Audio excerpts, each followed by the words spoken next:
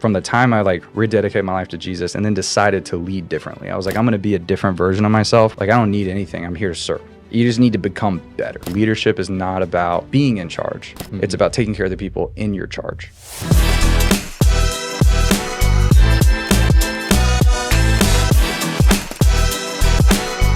Today we have a guest that is a faith-based entrepreneur.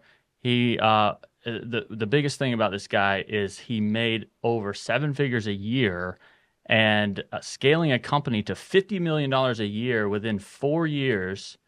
And he quit that job to go and start a ministry to help people in mental health and help people that are wanting to grow in their life and business. And so I'm really excited to have this guest on here, Mr. Mitchell Miles. Welcome to the show. What's up? Thanks for having me. Yeah, let's go, man. So, we met 2 years ago, right? It was around 2 years ago. Yeah, you were on. We hired a sales mentor or a sales team leadership mentor, and you were working for that company, and this is the company we were just talking about. Yeah. And so you were super instrumental in helping us scale our business from that standpoint, and then you helped us hire some people, and it was exciting. Yeah. And then and now you're going off and starting your own thing. So love to dive into that. But I think the biggest thing I respect about you is you consume knowledge, you consume research, and unlike anything anyone I've ever seen, right? You know what's going on. Like you are you call it biohacking, right? Yeah, biohack. Yeah. Yeah. I didn't invent the term, but yeah. Well, it's pretty exciting, and so I think, from my observation, that is a major thing that's been a player in what you've created. But and we were talking this morning about how every big accomplishment starts with test. And so I also want to dive into that because I know you've been through some big things and has created this story that you've and things that you're diving into now. So love to just hear kind of how it all started. And how far back you want to go? Yeah. Well, how did you get into scaling a company? How did you get into growing a company? How did you get into and even in that, like what does that look like? Yeah, a great question. For me, I never planned on it. It wasn't even something I really set out to do. I always felt, like my purpose in life was to do ministry. And I grew up doing ministry with my mom and dad. And so I did that like at a young age. I was heavily involved in their ministry and in church. And that's was my vision for my life, was to just serve my mom and dad's ministry and travel with them and do all that. So, let me think. So what was interesting is a lot of things happened at a young age. So when I was 8, my mom was diagnosed with stage 4 cancer and then had miraculously healed.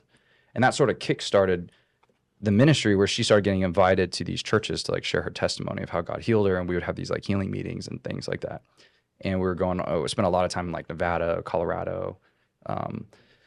Those are like maybe the 2 main ones, Texas, the places like that at these like small churches. And so I started traveling with them. But then my mom, when I was 13, she had a stroke. And then that really hurt us financially, like the family, because my mom and dad owned like a company. It was like a renovation company. That's what kind of helped pay the bills, allowed us to do things. So, but that we got under like very intense financial stress.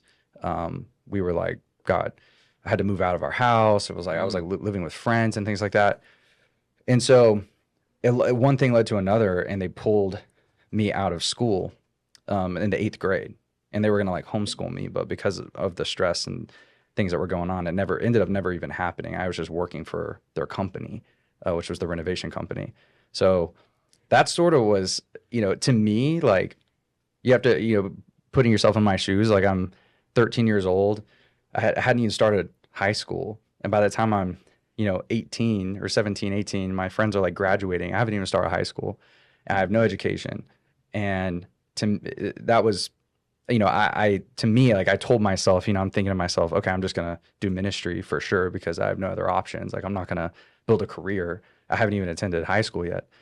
So, but I get married at the age of 19, and then a few years pass, and she has an affair with her boss, and that like I was like gutted. And around that time, I had these falling out with these pastors and stuff. So to me, like I'm thinking, okay, my chances of doing ministry is over.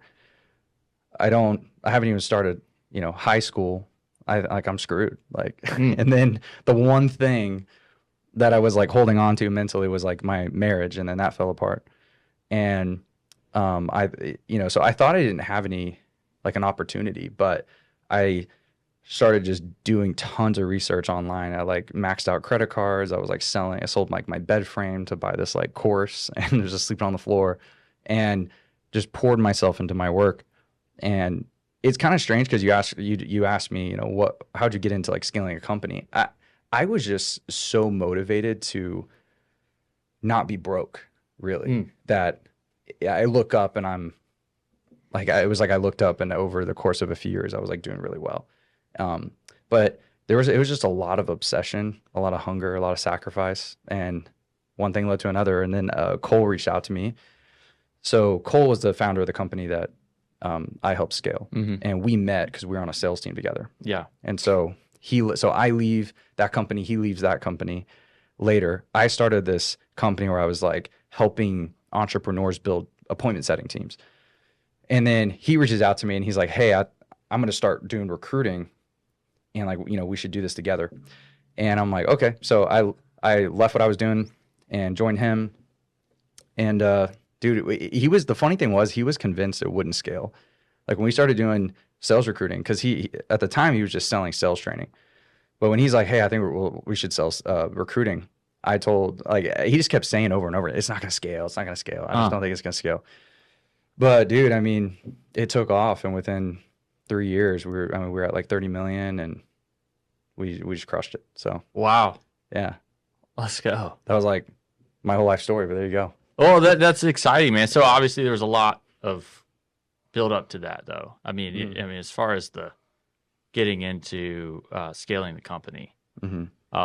you had a lot of hardships there, Yeah, right? I mean, there yeah, was a lot of things that led you to what you're doing now. yeah, And I mean, you said you're super passionate. You're super, yeah, just going hard. yeah. Um, what motivated you in terms of just that drive? Like how did that, come Mm-hmm. about? Yeah, I mean, it probably sounds, dark, but it was just the so one of my friends, he made the joke. We used to work together, and he made the joke. He was like, "Dude, you're like Darth Vader." He's like, to give you more context. So I was actually in the Give us the darkness. yeah, I know, but I was in the program, that Cole's program. So I was one of his like first clients. So I went through his sales training and did really well. Yeah. And what's funny is he hired this guy named David. So David was my sales coach. But fast forward like a year, and I ended up, or I ended up joining the company. And sooner than later, rather than later, I'm David's boss. And so I'm now doing one-on-ones. Like he used to do one-on-ones with me. I'm now doing one-on-ones with him.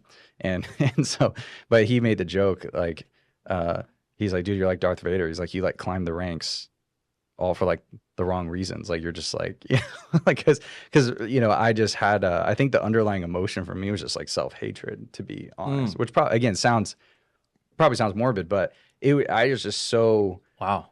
like, like my mom and dad were always under financial distress, and that's changed actually. My dad's now in sales too, and he's doing a phenomenal job, and I'm happy for him. But when I was younger, yeah, I mean, it was always poverty, like in my family, Mm. and which, and a lot of people go through. And I think a lot of people just don't really think they have the power to change that. But the truth is, I think God's put a power in all of us to. So you said you grew up Hmm. in poverty and you're constantly in that cycle. Hmm. And then that led to self-hatred, is Yeah. what you're saying? Yeah.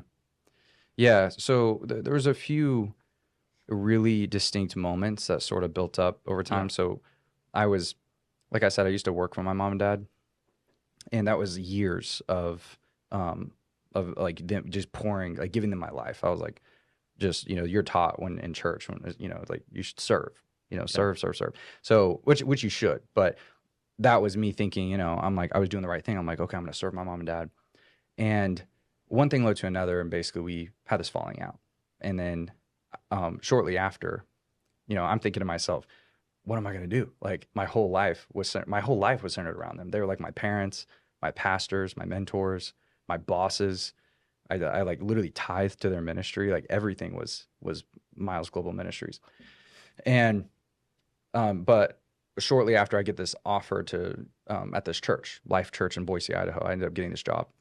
And so that's it's sort of like gave me meaning, like hope. I was like, oh, okay, well, I lost this thing, but now I have this other thing, and I'm gonna like pour myself into that.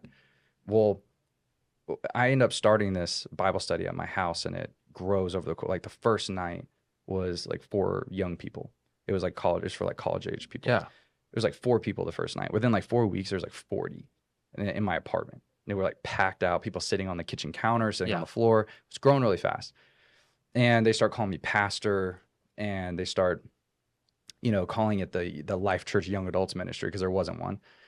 And word gets to the pastors, and they like shut it down. They were like, "You are not a pastor. This is not a ministry. This is just a Bible study." And how old were you?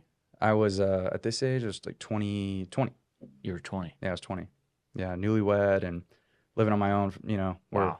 but that's grown really. It was growing really fast, and they kind of shut it down, and were like, "You should." They're like, "No, if we need to have a pastor sit in on these meetings before you're a pastor. Like, we need to, prove, like, make sure that you're preaching the right stuff." And I get it. At the time, I was really mad, but I was really immature. But like, 10 years later, I'm thinking, actually, I don't really blame them or whatever. But, but things can get weird, I guess. But at the time, I got really like mad about it. And I'm like, what? I'm like, I'm just doing the right thing. I'm just trying to do what God wants me to do. Why is there this like red tape all the time? Like there was Mm. with my parents. Now it's Life Church. So we ended up having this falling out over there, and because they sent a pastor to sit in on these meetings at my house, but he only came to like two and then stopped. So I'm thinking, okay, well, there's no future for me here. So then I get connected with this other church, right? And like basically the same thing happens. And so it was like three times I felt Wow. like I was almost like, I don't know, rejected or whatever. And then that's when I started pouring myself into business. I was like, okay, well, I'm just going to take all this energy that I'm putting into ministry Mm. and try to not be broke anymore. So I start reading all these books on business and buying all these courses and binging YouTube videos and doing whatever I can, reading blog articles. And but then my ex-wife, I find out that she's having an affair for like a year with her boss. So I like knew this guy, and it just that's when I was gutted. Like I was really depressed, and instead of me like shutting down and not doing anything with my life, I just became like a workaholic. So to answer your question, that's where the motivation came from. Was I was just like, I'm gonna prove them all wrong. Mm. Yeah. So and it Wow. worked out to a degree. I don't recommend doing that for too long. I think a lot of times the motivation can come from that place of Yeah. disgust in a way, like you're just Yeah. angry. It's like I call that like the dark energy. You can Yeah. Yeah. be motivated to prove them wrong or whatever. That can be an okay place to start, but you burn like really hot and then you burn out. Mm. And so you have to have like a better reason. Yeah, That's like good. something that's a compelling why as opposed Yeah. to just self-serving. You got to have like some mission. Yeah. Okay. So because you were kind of rejected, you felt rejected. You Mhm. felt like you're going to prove them wrong. And then I'm guessing that kind of stirred you also kind of took that identity on and kind of self-hatred also kind of started happening where you were Yeah. just like, I'm the problem. And like, and you're just like getting back at Yeah. yourself or getting back at, Trying to prove it to myself, prove it Okay. to them, Yeah, Wow. when it's like when people have Yeah. that, like there's a chip on their shoulder, they got something Yeah. to prove, Yeah, exactly. Yeah. Yeah. No, I mean, I find myself, I can be slip into that. Yeah. I mean, I can slip into that easy. Yeah. When you're driving hard, you're seeing success, but then you got to keep it up, Hmm. and the pressure's on, Yeah. I think you can, the big thing I learned along the way was that, I think we all have this like mental kind of finish line, this like thing. There's like we may not even consciously know what it is, but it's like in our mind, there's like this top of the mountain. mm, And it's like, if I could just get there, and that was me. Like, it was like, if I could just make, 10K a month, like I was making like, yeah, I think prior to getting into business, I made literally like $12,000 working for my parents. mm, They were paying me like around $1,000 a month. So I was like, to make 10 in a month was crazy. I was like, what? I'm like freaking rich at that point. So I made 10 and I didn't feel any better, mm, and then I'm like, if I could just make 20, I made 20, it didn't feel any better. If I could just make 50, I made 50, it didn't feel any better. It was like, if I could just end up being a leader, like if yeah, I could just be a sales manager, I don't want to be a closer anymore. I do that, didn't feel any better. If I could just be an executive, and then I get to the executive mark, didn't feel any better. So I realized fairly quickly that like that's not the answer. Like whatever finish line you think, whatever top of the mountain you think is going to make you happy or make you yeah, feel good about yourself, it won't. And that's the problem. I think we're all like sort of a lot of entrepreneurs and yeah, high performers are trying to answer this question, like, am I enough? mm, And you will never answer that question externally. Like that's only answered internally yeah, by Jesus. right, And so yeah, when you realize that he is the one who says you're enough, not because of mm, anything you've done, but because of what he did, wow, then you can finally find internal peace and then perform at a high level for the right reasons, yeah, right? Not to earn anything, but just to serve. You know what I mean? yeah, That's the difference. yeah, and I know this podcast is primarily about helping people scale in business and Hmm. specifically Christian business leaders and helping people scale in real estate portfolios and all that kind of stuff. But um, I think this is the most important discussion around that. Hmm. As much as we need the tactical, we need all that kind of stuff, like the most important thing is understanding what we're talking about because people burn out, people I mean and so how did that progression like keep going on that because you were motivated and you feel like in the short term that's okay, Hmm. but what happened as Yeah. you continue down the path because you're scaling a company Hmm. and we like we've already said, I mean 4 years later, it's $50 million and you're Hmm. the CEO or you're the president, Yeah. and like pretty wild what you accomplished. Yeah. um but it took a lot. Yeah. Yeah. Exactly. And the reason why the conversation around what we were just talking about is so important is because it affects how you Yeah. show up, right? It affects how Yeah. you view others, it affects how you view yourself, it affects how you navigate problems, the decisions that you make. And I Right. think what's really important is to make sure that you're healthy internally, or else the pressure will destroy you, Yeah. and that's the key. So for me, the turning point was, and I'll get kind of raw and vulnerable, is Mm. is that I got to a point in my own life where I wasn't living like a Christian life. I wasn't like Mm. doing anything right. I was like what do you do when you have like a really depressed young man who has a broken heart from a woman, and then Mm. and then you give him like a lot of money? For me, I was just partying. Amplifies. Oh yeah, well I was just partying all the time, drinking all the time, like got into like drugs, alcohol, dating, hookup culture, that kind of thing. So I was even like buying dating courses. Like I was like hiring coaches to teach me how to like, Yeah. it was crazy. It's like, it was so just, it's looking back, I like feel bad for that version of Mitchell, but like, it's like, but the thing is I learned fairly quickly. So like I got to a point where none of it's working right. And one night I was partying and I ended up having this like depressive episode. I was like really drunk and I go home and I'm like throwing everything. Like I'm throwing these glass bottles, these candles, knocking stuff off the counter, like just depressed. Yeah. And at one point, sounds like a movie scene. Like there's all this broken glass and I slip and I fall in the glass and like I'm like bleeding and I have my phone in my hand, like shaking, it's like there's blood all over my hands and stuff. And I decided to text my suicide note to my friend Trent. And I told him like I'm just gonna do it. Like I'm tired of it. I hate it. Like I'm not enough for anyone. I wasn't enough for my ex. I wasn't enough for God. I wasn't enough, you know. And I realized, well, thank God he ends up calling my family and friends, and they show up and like make sure I don't do the thing. So, but this moment Mm. led to the next day. I I was so kind of humiliated. Like when you tell people you're gonna do that and then you don't, I was like really humiliated. And they were telling me I need to get on medication, and I was like, I don't want to. And meanwhile, again at work, I'm crushing it, right? But not, I wasn't crushing it enough. Like this is the important point I'll get to in a second. Mm. But I remember that the next day, I'm thinking to myself like, what happened to me? Like I used to like lead a Bible study. Now I'm like, how did I get here? And I hadn't like been to church. I hadn't prayed. I haven't done anything. You know, I haven't done anything to deserve what was about to happen. But I heard distinct, like it was like this booming voice that cut through like all the noise, like all the chaos, all the inner turmoil, and it was God. But it was this booming, loving voice. I was like, "Son, I never left you," and it broke me. I mean, I right then and there, I gave my life back to him. I was like, he called me son. Wow. And like I hadn't done anything to deserve that. I was like, I think for the first time in my life, I was like, I encountered the love and grace of God. Like that, it changed me forever.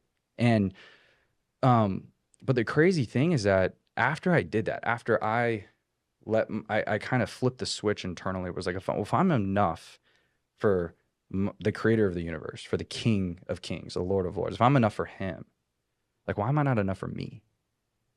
Right? Like that's crazy. Yeah. So I just decided like, I decided to make the switch. It was like, instead of trying to be enough, I just realized I am enough. And like my performance, like the reason I perform at a high level is not to answer that question. It's not to prove it to anyone. It's just to do it because he's created me to be a leader, Mm. right? He created me to be his witness, to advance the kingdom, to build wealth. He says to be fruitful, to multiply, right? He's called us to make an influence.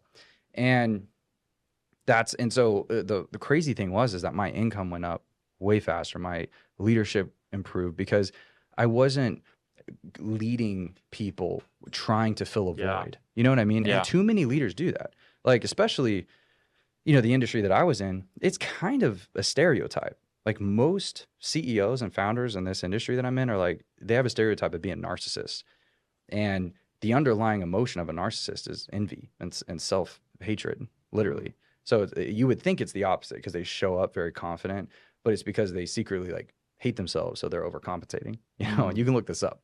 So, Yeah. but around that time, I went on a binge and I started reading like a lot of things on theology, psychology, neuroscience, physiology, and that's when I got really into high performance, self-development, things like that. And that's kind of, we can get to that in a second, but Yeah. it's sort of what I'm doing now, helping people with that. Yeah. Yeah. Yeah. And so you kind of shared, I mean, the moment where it kind of exploded, or it was kind of Yeah, too everything much. changed after that. What's crazy is I had people tell me that too. Like, I remember in 1 week. So from the time I like rededicated my life to Jesus and then decided to lead differently, I was like, I'm going to be a different version of myself where I'm leading, again, not trying to fill a void, but just from a place of groundedness, security. Like, I don't need anything. I'm here to serve. Right.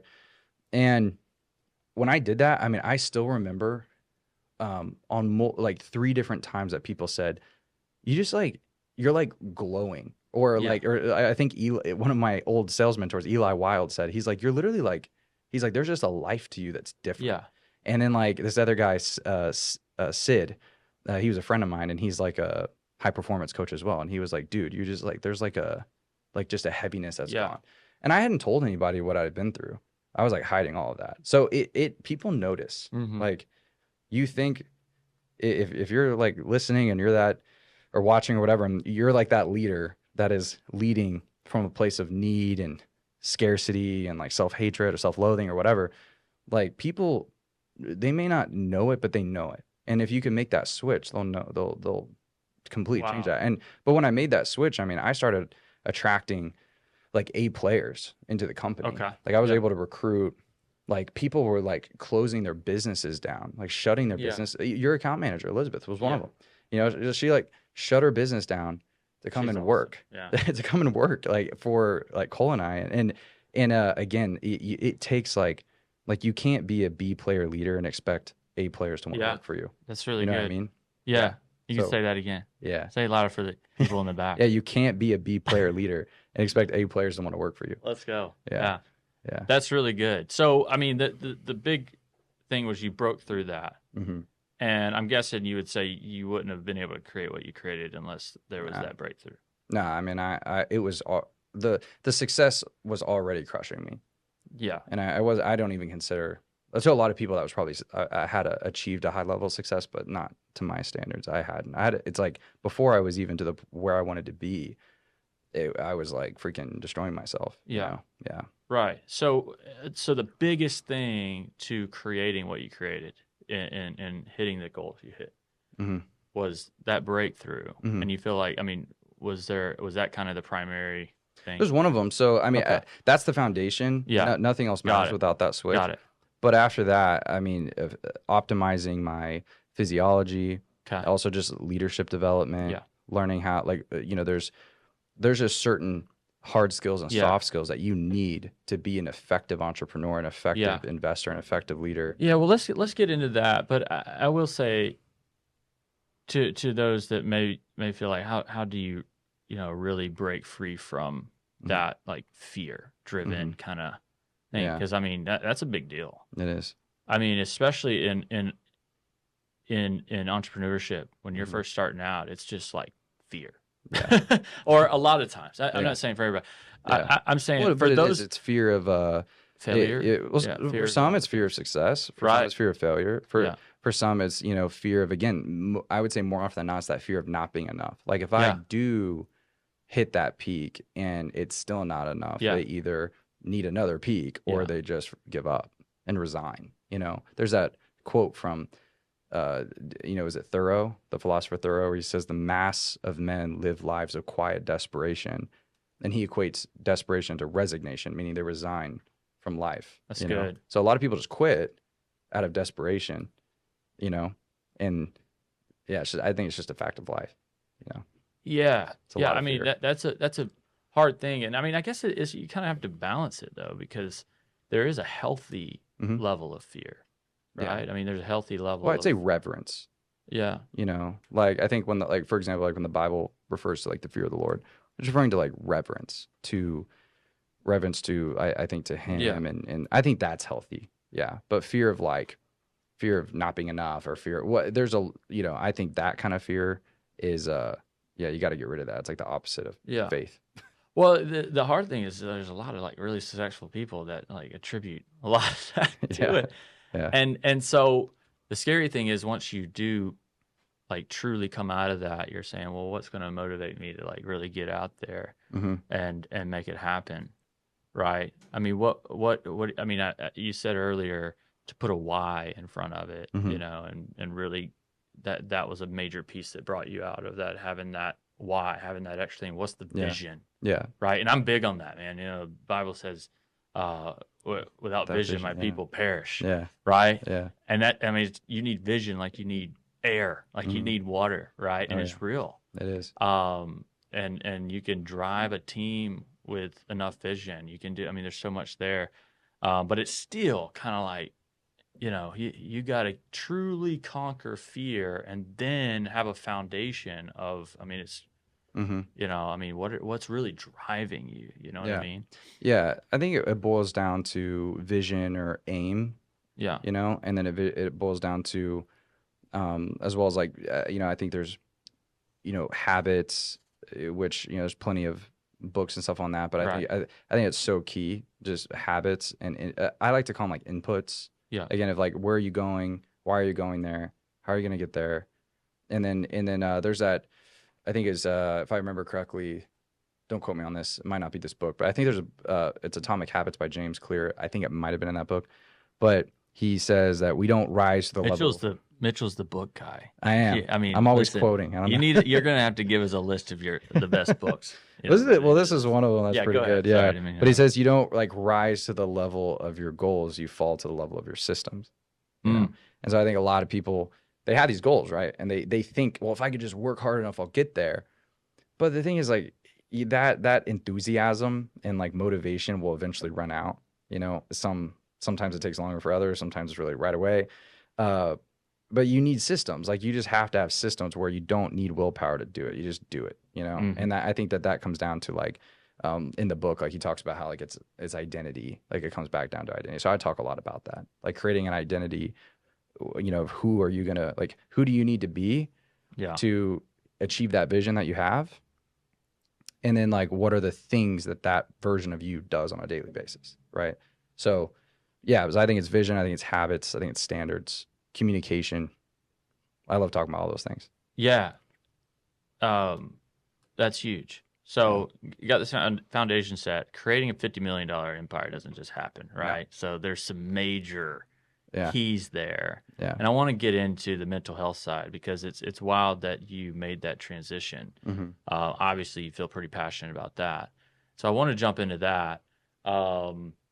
But I guess, for those that are really like, man, what's the keys for me? What would you say is just the biggest thing Hmm. to the entrepreneur that is around, million or whatever, Hmm. maybe they're just starting out. Yeah. But what is the number one thing outside of that, just identity shift that you described? Like, what are Hmm. those things?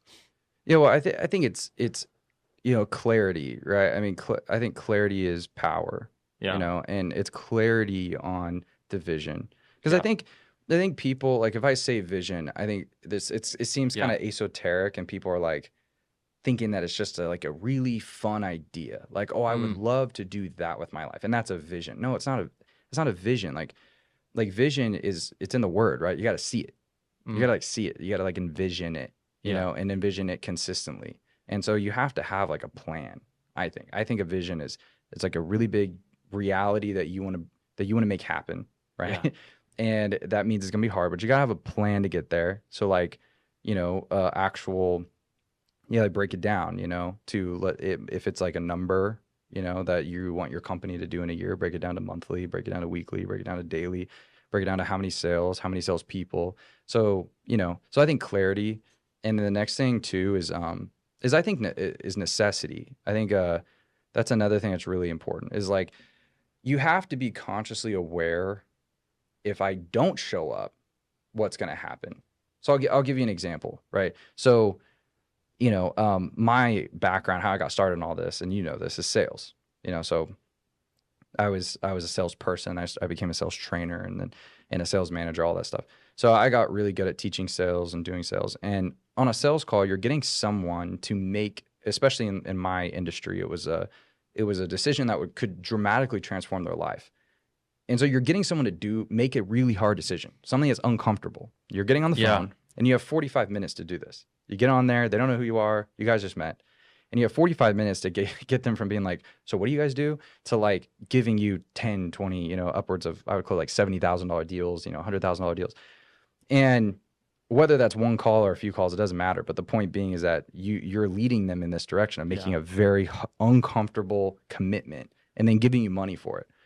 And in order to do that, you are essentially you're having to play like mental chess, right? You have to yeah, get them to believe certain beliefs and agree on certain things.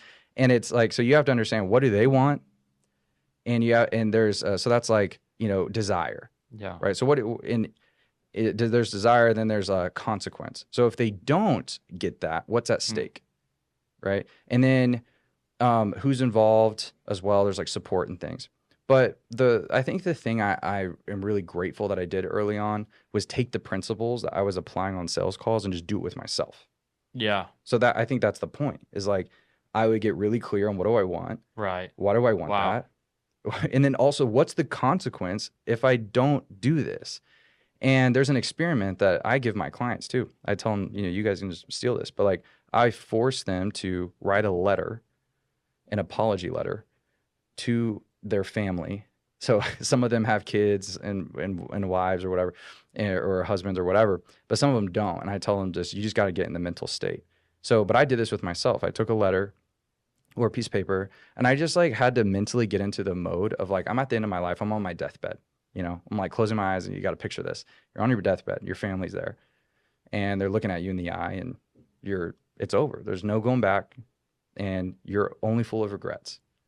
And I want you, and I tell them like, and I did this. I was like, I wrote a letter to my family, my grandkids, my kids, apologizing that I didn't do the things I said I would. Hmm. Like nothing will motivate you more than that. Right. This is something called necessity. Right. So you get really clear on what's at stake if I don't do my commitments, if I don't do what I said I'm going to do. So so to answer your question again, clarity as well as necessity. And then the next thing is like physically, you need enough energy. So you got to Yeah. take care of yourself. And I love talking about that too. Nervous system. All that. Yeah. Well, and what's awesome is and like I said at the beginning, biggest thing that I admire about you is you're focused on research and optimization for your life.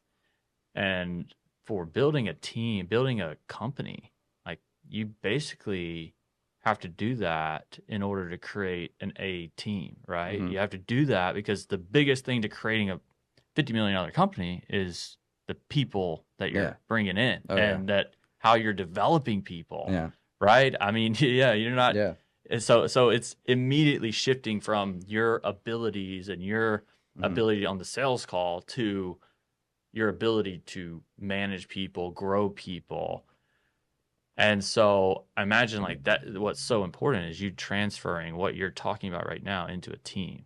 Yeah. So I guess that's the next big milestone for just about everybody Mhm. here, right? I mean, sales, obviously you need that. That's the foundation, right? You're creating, you know how to sell, you can build just about anything. But you're not going to go very far until you switch into just team. Mhm. And so can you kind of talk about that? What was how was it building the team to that scale? Like, Yeah. how did you go from just you Mhm. and just you and Cole to scaling a company? Yeah. Like, Yeah. Well, and I want to reinforce what you were just saying because like it's so important. I think if people want like again, if your vision is or fill in the blank, right? You want to build a company or you want to make an right. impact, you have to become the best version of yourself. You got to become like, and I think Jim Rohn says that, right? He says, work on Love Jim. yourself. I know Jim, right? He's like the granddad I never had, Dude. but he's, but he said, work on yourself just as more than you work on your job or work on yourself more than you work on your company, right? So you just need to become better, like healthier, more clear, more energized, more motivated, more strategic, whatever it is. So you need to become an A player because and then that bleeds over to the next point that you're making because again, I said this earlier, you can't be a B player and expect A players to want to come work for you. And if you don't think that that's important, it's like you clearly aren't built. You haven't built anything substantial, Right. because I can't stress enough that it's all about team. Like It's all about team. It's all about team. It's Yeah. all about that is the competitive advantage. Like if you let's say like I learned this early on in closers, we kind of paved the way for sales recruiting, in this industry at least. Yeah, because there's other sales recruiters or whatever, but in the industry of high ticket info products, which is like high ticket services, course creators, coaching programs, masterminds. In that industry, we paved the way. Nobody else was doing that. Everybody was trying to do like sales agencies, and in this, very quickly, like once we did that, other people started to try and copy us, and they would see our ads because we were spending a lot on ads, and they would see our ads and think that that's the secret sauce. Or they would be like, "Oh, I'm just gonna like copy this VSL and copy this ad word for word." And we saw it all the time. People started doing it left and right, and sooner rather than later, those companies would fall apart.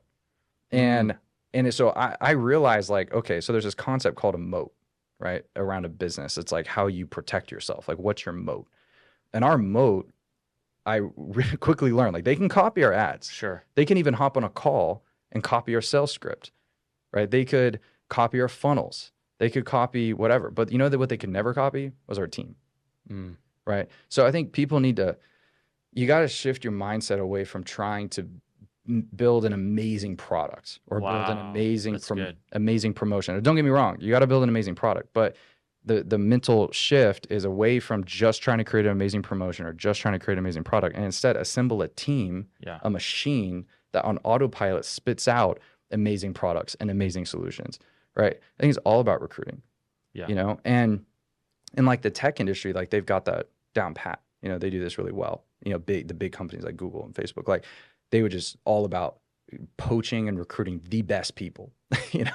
Apple did that, right? I mean, like how can they just assemble an amazing team of geniuses, the best of the best of the best? I like to think of it like the Avengers, like, so I used to think that, like, I love like Tony Stark and how he would like assemble the Avengers, and that's what I used to think about. So so I that's when I started getting obsessed with like leadership development. I started binging like Patrick Lencioni and like Jim Collins, those guys, John Wooden.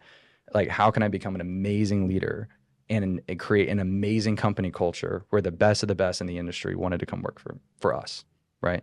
And then so it's all about culture and it's all about recruiting, and then it's all and so well, I should say this. So the skill set of recruiting means you can attract them, like you can maybe get them to at least agree to come work for you. A lot of people, I've seen companies who have great recruiting processes, they can't keep them, right? And so that's where culture comes into play. It's like, how can you actually attract A players, ramp them up, and keep them happy, keep them motivated, keep them bringing their best? And it all comes down to company culture.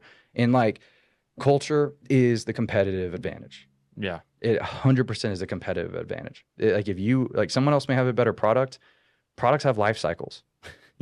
That product may run out. If you want to build something that lasts for generations, you got to have amazing company culture, and because that will outlast just a product. Yeah. I mean, especially with AI coming out, man, it's like, it's going to scale up to where info is irrelevant. I mean, no one's paying for info, right? Like, it's just about people, your team, your coaches, your people that are really like, and services too. And those are the people, and like that's the thing, like a lot of people, like if I were to ask a CEO like what you're responsible for, a lot of them would say, well, I'm responsible for my customers.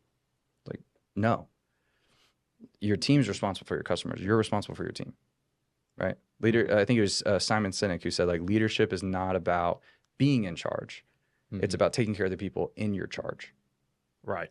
So it's all about like, and I think, all the best of the best leaders like say something along those lines. I think Jeff Bezos said, like, I don't worry about my customers. I just take care of my team. My team takes care of my customers. Wow. Yeah. It's all about developing the people. You're responsible for the people, like your leaders. And so it's like, you got to find them, develop them, build them up. And then it becomes not necessarily easy, but easier to just crush, dominate when you have an amazing team. So again, I think leadership is made up of a few skill sets, and I think that this is what I became very obsessed about. It's about just killer like communication, like everything from influence. Like, again, I learned that on sales calls, but like conflict resolution, recruiting, and casting vision. Like, you gotta become obsessed about those things. Yeah, exactly. And I think that the important shift, just to kind of like recap, you go from, because I was the same way. I was just all about product. Wanted to create the best product, and I think we have. I think we've created something that is the best of the best. But I don't think that it's contributed to focus on product. It's really contributed to focus on customer and focus on the person. Being customer centric, being the person centric, and that comes with the team. And it is a big shift. I think that, especially in entrepreneurship, when it's really hard, and you're just grinding, trying to make sure everything stays afloat and grows and all this kind of stuff, you get stuck in that mentality of just like doing what you always did. And like staying in that mindset, and what you did is not going to take you to the next level. Exactly. It's like, you got to focus everything on team. Yeah. Oh yeah. Yeah.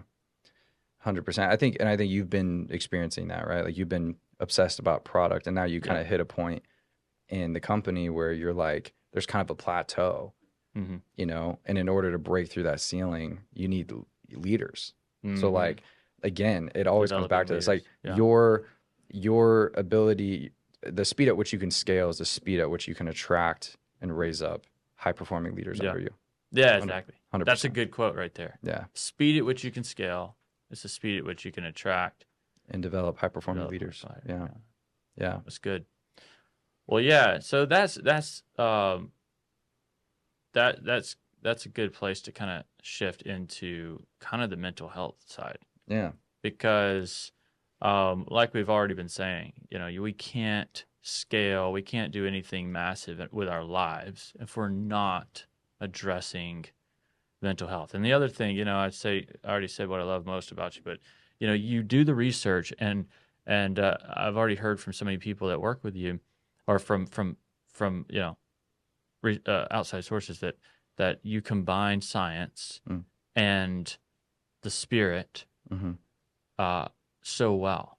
Mm. And realistically, the Bible is the foundation of all Yeah. science, Yeah. right? So there's nothing that science is finding out that the Bible's like Yeah. and 100%. so Yeah, I maybe like to just think of it as like truth. yeah, Like, yeah, like people exactly. like separate the science and the Bible as if it's like, Right. but in reality, if you value truth, Yeah.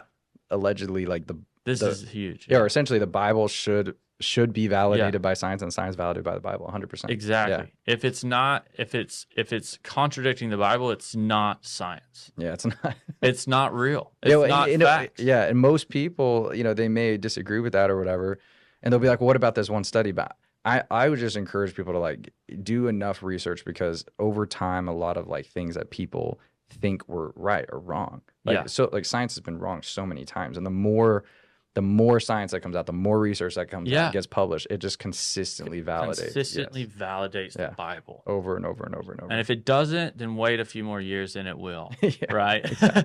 I mean, it's real. It is. It's Yeah. so, and I was just talking today about how practical the Bible is, how practical. And, that's a big focus here is, we want to share the principles of the Bible are literally the principles. So what we just went through, scaling a company, Mhm. is what we're talking about now is the foundations of that, is the actual source behind all of that, right? Which is how you're taking care of yourself, how you're showing up. Are you even showing up? Yeah. Like, Yeah. and so it's all Start those with things. that. And so, yeah, like, I know that you had bouts with depression or bouts with Yeah. those types of things. So why don't you kind of share that journey into Yeah. that? Well, yeah. I mean, I think I shared, kind of that turning point for me, but everything didn't change overnight. Yeah. I definitely felt alive for the first Yeah. time in a while. I felt amazing. I felt like loved and at peace. But I still had tendencies. I still had habits and patterns. And Yeah. I had to repattern. And this is what the Bible refers to as the renewal of the mind. Yeah. So. And I'm just a firm believer in that. There's a lot of people, not because the Bible says it, but usually it's just what they grew up in, or maybe it was preached by someone, that it's like there's this belief that if you get saved or go to church, that like you're just gonna be amazing and better. Yeah. And it's just not true. Oh, you're not. Yeah, it's You don't not. do that? Yeah. I'm like, is that how it worked out for you? I guess some people it does, like I think Todd White kind of shares his experience. He got saved, was like immediately healed of like schizophrenia and the depression. Isn't that wild? And then he left Yeah. Teen Challenge. Like, Yeah. But for me it was not the case. I got my master's in Teen Challenge. I got kicked out and had to restart. Really? Yeah. Wow. Yeah. Shout out to Teen Challenge. I say I got my Yeah. master's. Really, I just had my time restarted. I didn't know that Teen Challenge was founded by David Wilkerson. David Wilkerson. I didn't man. know that. Yeah. For the longest time, I didn't know that. It's great. David I found that out the Wilkerson other is day. the man. Yeah, he is. Yeah, he's got a church that he started in New York called Times Square Church. Mm. Is it still going? Yeah, if you're ever in Times Square, you got to go by that church. Okay. And I haven't been since they changed pastors. It was Carter Conlon in there, but it's powerful. Yeah, I'll be in New York here in a few weeks. I'll go. Yeah, you got to go. Okay. Times Square Church. Yeah, that'd be awesome. They actually, before 9/11 happened, like David Wilkerson got a word from the Lord that they should all just start, like before it ever happened, they should all, it was a week before, they should all start making sandwiches, like to go give out. Like they just started making thousands of sandwiches. Yeah, I mean, like you have to look it up, but That's wild. I didn't something know like that. that, like where they were making thousands and they were preparing for this major event that happened, like I want to say a week later. Holy moly, that's pretty awesome. David Wilkerson's the man. Yeah, he is the man. Yeah. That's so cool. Yeah. Well, so when I gave my life back to Jesus, and obviously I'm like, I have people I'm responsible for. I was doing, on the outside I was doing very well for myself. but I knew there was just like a level of like the version of Yeah. Mitchell God created me to be. I was like, not him, you know? And Mm. so that's when I started. I just got, again, I got obsessed. Like, as you've been stating, you know, I'm just very passionate. Like, my appetite for information, concepts, and ideas is just, is pretty large. So I started reading a lot of books and courses and And this is when you're in, closers. yeah, Yeah. you're I'm doing making seven figures a year now. not quite. Not I quite. was maybe making like 50,000 a month, give or take. Okay.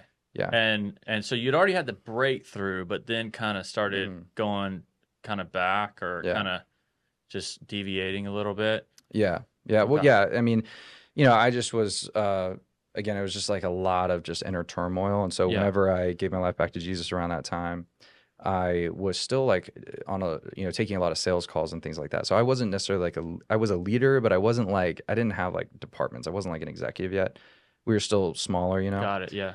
but that's when I started pouring myself into, again, like learning everything about renewing the mind. A lot of like I really got obsessed about that scripture, that be no longer conformed to the patterns of this world, but be Mm. transformed by the renewing of your mind. And so I started looking into the Bible around just the theology, and I think it's important that we address like the theology of self development. Like, what does that look like biblically? Is that wrong? Is it right? Because I think some people think that you shouldn't really work hard on yourself like that, because you just put it, cast your cares upon him. But Mm. but it's obvious that in the scripture, your spirit is made new, Yeah. right? In the moment of you give your life to Jesus, your spirit's made new. Your mind, though, isn't. Right? Yeah. It says it's being renewed, right? And then your body, the Bible clearly indicates that it will be renewed, that like we don't get our glorified bodies until later, right? So you have to understand, like, your mind and your body is still kind of under the curse of this like broken world. And so you do need to take care of yourself, right? You have to renew your mind. And I just went really hard on that, and studying a lot about like physiology and nutrition and belief patterns and like the science of trauma, understanding trauma, and how to repattern, essentially, how to Yeah. repattern your mind. Um, and so I started sharing this with people. Like, for one guy, Marcus, for example, is maybe one of the earlier ones. I started working with him, and he was an alcoholic, Mm-hmm. and he was addicted to cannabis, and he was really depressed, and he ends up checking himself into a rehab center because he was going to take his own life. So he, like, Yeah. his wife like was like, you need to go here or whatever. It was one of those places you go for like 48 hours or something, and like you can't have your phone on you, but they like allow a phone call or something. So I get in touch with him. We end up on the phone together on like the second day he was there, Yeah. and we just decide I'm gonna like help him out. And dude, I mean, just applying these scientific, biblical, just essentially truth, Yeah. just applying these truths to his life. He's like completely sober. Yeah. He's free from marijuana. He's happy. He's healthy. He's motivated. He Yeah. just bought a house for him and his kids. His marriage is like completely saved. And in his own words, he like found the purpose for his life. He's now like, I think I'm called to be a pastor. Yeah. So And there's these stories aren't just, people that are, under a certain income. I mean, these are high level yeah. people as Oh well. yeah.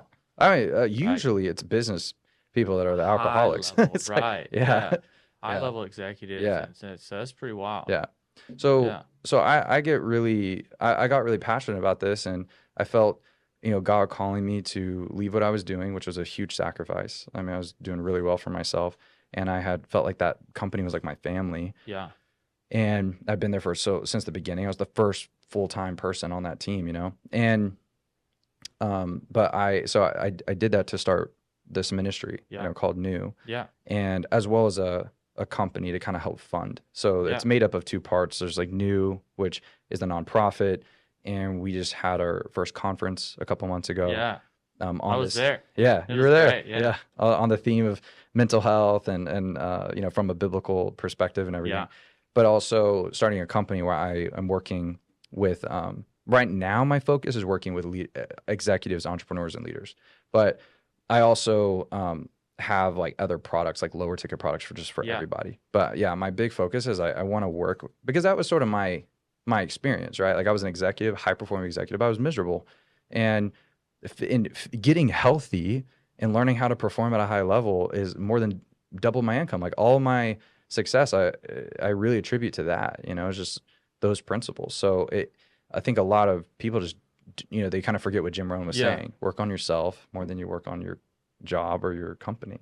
Work on yourself. Yeah, I was just checking him out. He said, "You can have more than you have because you can become more than you You are." are. Yeah. Man, Jim Rohn, he man. has a way of making just like obvious statements like Yeah. so profound, Yeah. Yeah.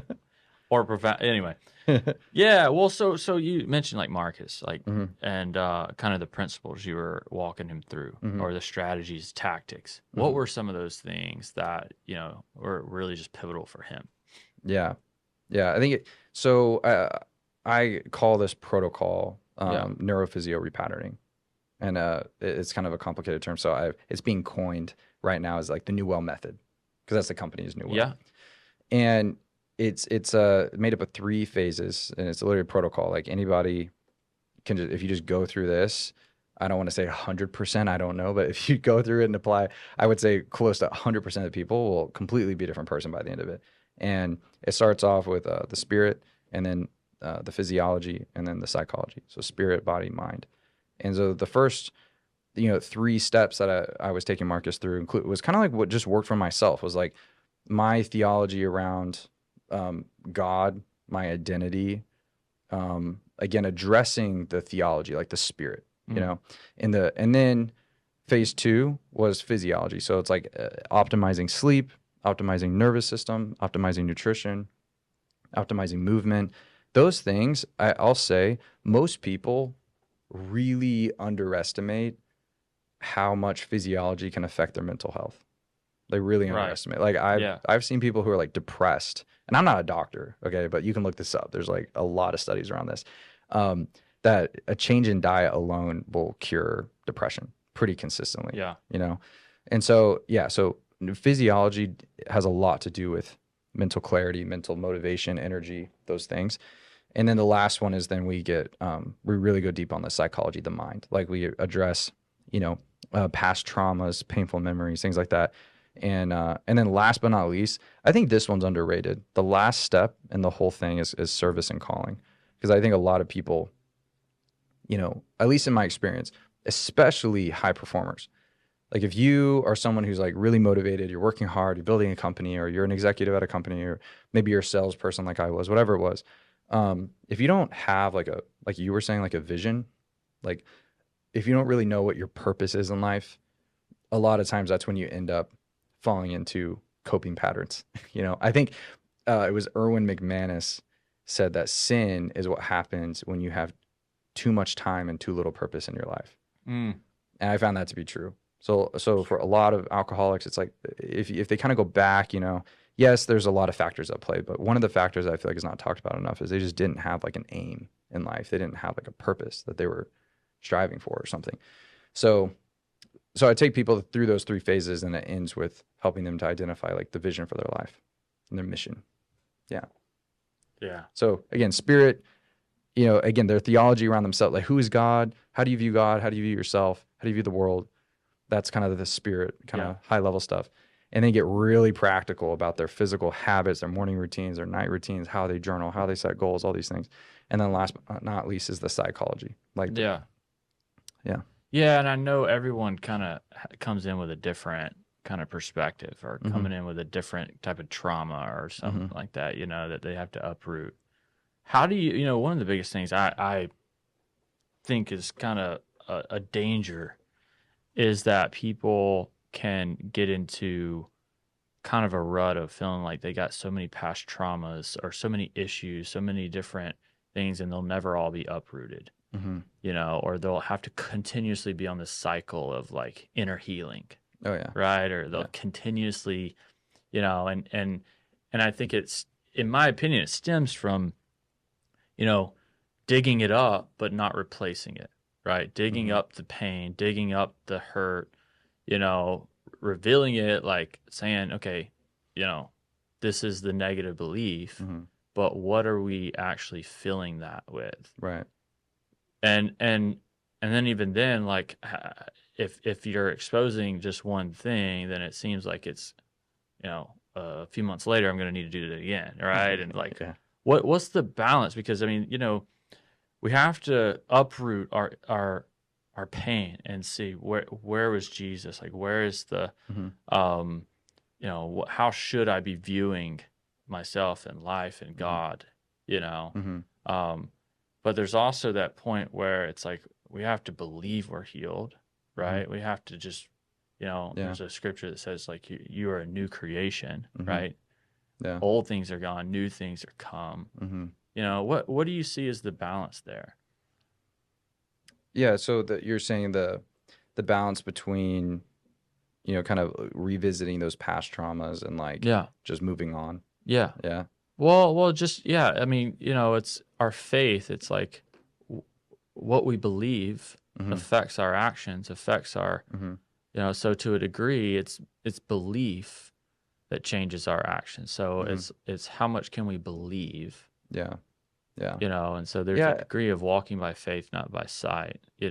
I think when it comes to, mental and emotional kind of barriers, again, if your goal, right, is to be, better, right, is to Yeah, perform at a high level to stop these things from like controlling you or whatever it may be. I think you just have to be ready for yeah, change, like yeah, because it's not easy. yeah. Like there's That's parts of good. you, like I like to I like to use the terminology like you this version of you has got to die, Yeah, you know. And now, like looking back, the thing is that was sort of the moment that everything shifted for me. It was that yeah, moment where God said to me, "Son, I never left you," because yeah, it was in that moment I was like, "Oh," I kind of had this realization, like yeah, I want to end my life right now. I'm just gonna give it to him. yeah, Like I'm just gonna try this out and give it to him, and then it worked. Thank God, he's awesome. So, but but the moral of the story is that you have to be ready for like this version of you has yeah, got to like you've got to be willing to lay it down. And I think that's the best question. Like if someone's thinking to themselves they want to change, they have to be ready for that. And I think if someone were to come to me and they're like, can we like work on all my trauma? Like probably my first question is like, yeah, but are you ready? Are you ready to actually move on? Like, are you ready to get to rewrite the narrative? And so someone asked me that question the other day. The one you just said of like what's kind of the balance between these things, and I think I think that the just like I like to equate the mind and the emotions to like just something practical, like our physical bodies. Like if somebody has like a wound, like on their leg or arm or whatever, like a physical wound, hmm, that wound's got to be, you got to clean it, and then you need to like patch it up, yeah, and then it's got to heal, right? And we don't really like question that, right? But when it comes to like trauma and things, I think some people think just, oh, just kind of move on, forget about it, like it's gonna like go away magically. hmm, But in a lot of ways, like you've got to process that, and yeah, then but the only thing is a lot of people stay in that processing way too yeah, long, which is right, kind of I think the point you were getting at. But I think it's just because they want, they it's almost like they feel really good about talking about all the reasons why they are where they are, right. and it's kind of this victim mentality. It's easy to It's stay it's there. not. They haven't replaced it. Yeah, They haven't replaced the hurt with the why, the yeah, vision, the yeah. identity, the Mhm. purpose. Like But what? they've Who are also got they? to be willing to take responsibility for their life. Like, okay, it Mm, happened, yeah, and like one of my favorite sayings is like, "So what? Now what?" yeah, Like it happened. You're not going to change it. We can give it yeah, meaning. We can rewrite it. We can learn from it. You yeah. know. But too many people stay in that lane of like it happened to me, it happened to me, and they get into these like Right. trauma clubs and they just talk Yeah, about their trauma for too long. And that yeah, process needs to happen, but it's the equivalent of that physical wound. It's the equivalent of just like cleaning it. Like cleaning it, disinfecting it, cleaning it. But like you're okay, at some point you got to patch it up and just like right. let it heal. Like let it heal. Move on, That's good. Yeah. Yeah. And I was just in a event. John Maxwell said, "Life is hard." yeah. Those who um, agree with that, and those who comes to term with that, or those who don't agree with that, have it much harder. Yeah. you know, Yeah. and those who accept it, Yeah. life is a lot easier. Yeah. You know, Yeah. if you accept life is hard, it'll be much easier. If you don't accept it, you're gonna be living in a nightmare. Yeah, yeah. Yeah. There's, what's crazy is I did this whole like presentation, this like keynote on resilience. You know, a Huh. lot, and you can look this up. This is pretty epic. Literally, this concept of resilience, like you might think it's kind of like you can't, it's intangible, right? It's esoteric, Yeah. like but the thing is, there's a lot of scientific studies on the concept of resilience and how it actually like affects people's like physical health. So Yeah. like mental resilience, right? Which is your ability to bounce back after adversity, right? It's a little bit different than say like fortitude. See, fortitude is your attitude going into the adversity, into the storm. It's like let's take it, right? But Yeah. resilience is your ability to bounce back, to stay strong, to keep moving forward. And what's crazy is that the more the more resilient people are, the stronger their immune system is, the faster like they recover from sickness and Yeah. disease. And like it's so important. And I just like to connect that back to the Bible of like when you've done all to stand, stand. And he says, Right. count it all joy when you come into various trials, and Come on. Yeah. count it all joy. Like keep going. It's good. And I think I just don't think people talk about that stuff enough. But like they Whew. can actually like That's the deep measure one. they can actually measure resilience and determine whether That's good. someone will be healthier physically and how successful they'll be. Wow. Yeah, pretty crazy. Yeah, there's a lot we could dive into there. Yeah, That's good. yeah, But man, I think, man, it's been amazing having you on. I think we need to do this again. yeah. I Down. think we could dive into more of the science and the mental health side and Yeah. what drives performance, Oh what yeah. drives human, and what heals, what makes us truly whole, Mm-hmm. you know, rewiring the brain, Mm-hmm. right? Oh So yeah. anyway, if anyone watching this is a high performer or sees himself as they know they're called to lead, which I don't think anyone's watching this that's not, that Yeah. doesn't think they're called to create Yeah. something, Yeah. you know. Um, I think, I mean, what would be like just the last kind of major words you would want to just kind of give those people that Yeah. are, Well, I love what you just said. I think leadership is something I feel very passionate about. And I think a lot of people think of it as like a position or a yeah, title, but it's a way of life, right? I think we're all called to lead, whether you're at home with kids, whether you're, just married, whether you're running a company, yeah, whether you're a teacher, whether you're, you have a 9 to 5 job, it doesn't matter. But like you're called to lead, you're called to be a positive come on, impact and influence on the people around you. And I think that's what God's called us to do. I like yeah, to talk about a lot of how you and I were talking the other day about the concept of an apostle, right? yeah, In the Bible, there's this term apostle, like the early church apostles, and people kind of think that word means like okay, it's like a preacher or something like that. yeah, But really, Jesus, picked a word that was a Roman military term. And an apostle in those days was someone who worked for Caesar and who would go into a city and he would reform the culture in that city to mm, establish Roman infrastructure, Roman way of life, Roman culture, so that like let's say Caesar came into that city, it looked like Rome, functioned like Rome, they talked like Rome, hmm, all these dressed like Rome. It was Roman culture. right, So what's crazy is that was a common term then. So when Jesus said, "I've called you to be my apostles," like it wasn't like something they hadn't heard before. It was right, actually a term where they knew what that meant. And I think, but that's the point, right? Like I think we're all called if you're in Christ, or even if you're not, but like but still, especially if you're in Christ, you're called to reform culture, values, and shared beliefs and behaviors into the kingdom of heaven, into yeah, His ways.